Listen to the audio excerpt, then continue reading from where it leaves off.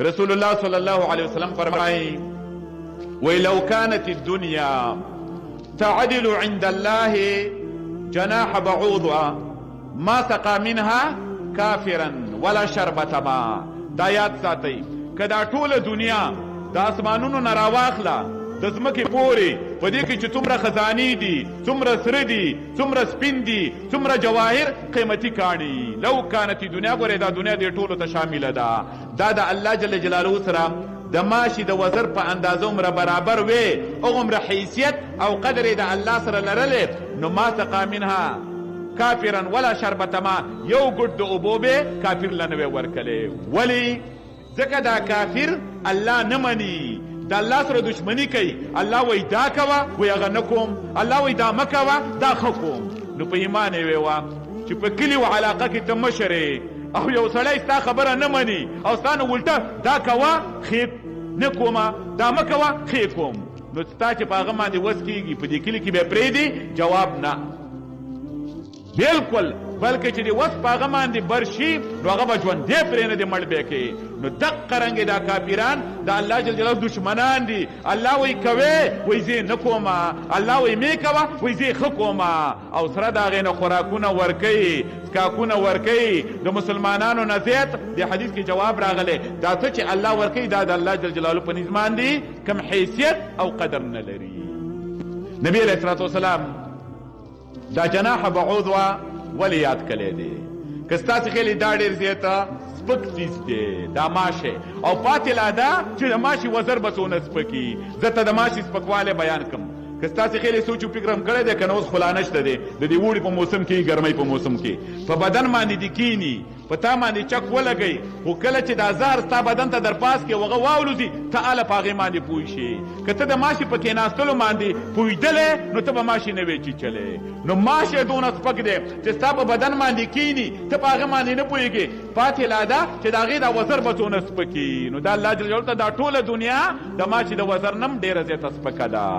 بل نبی صلی الله علیه وسلم دا د ماشي وزر ځکه یاد کلی دی، دا ټوله دنیا د دې ماشي سره هم د خپل وزر په مقدار اندازه باندې نه ده برابر. په دې باندې دلیل که ستاسې خیلي تاسې به اورېدلي په ترجمو کې شیخ صاحب تاسې ته بیان کړی ده. په دې دنیا کې یو کافر و نمرود، د ربوبیت دعوې کړې وه، ویل زه رب یم، ژوندي کولم زه کومه او مړه کولم زه کومه. خیال د دې که نه؟ د دې وعده الله جل جلاله ورته ابراهیم علیه الصلاة والسلام لیږلی و. علی کل حالین قوم یې الله تباه که، یو عذاب پې الله را لیږلی دی، خو تذکرې په قرآن کریم کې نشته. د نمرود ډېر غټ کبر کلی و، ډېر غرور یې کلی و، ویل زه رب یم، زه باچا یم او زه مړه کول او ژوندي کول کوم.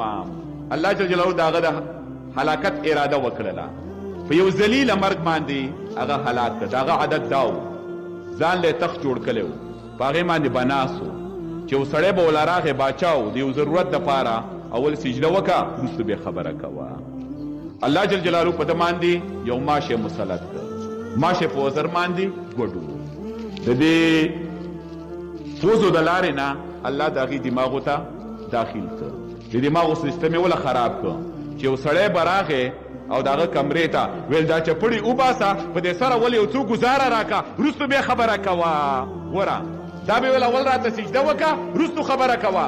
دماغ چې ولې دماغ خراب کړله ویل چپړې وباسه، اول په دې سر باندې یو څو ګزاره راکړه، وروسته به د هغې خبره کوې. علی کل حالین الله جل جلاله په خپل قدرت باندې دا یاد ساته.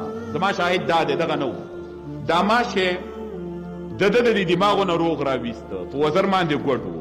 الله ویل ډېر ناشنا کار دی وکړه، ځکه زما دشمن چې زما مقابله کوله هغه دې هلاک او تباه که، بیا یې مړ که. ته زما نه یو څه وغواړه چې زه یې تاله درکړمه. دا ماشه الله ته وایي ای ربه هېڅ څه دنه نه غواړم، خو په دې وزر باندې ګوډې ما دا وزر مې روغ که چې اولوتل ښه کومه، ستا دشمن به یې دقه شان له هلاکوم لکه څنګه چې مې دا هلاک که.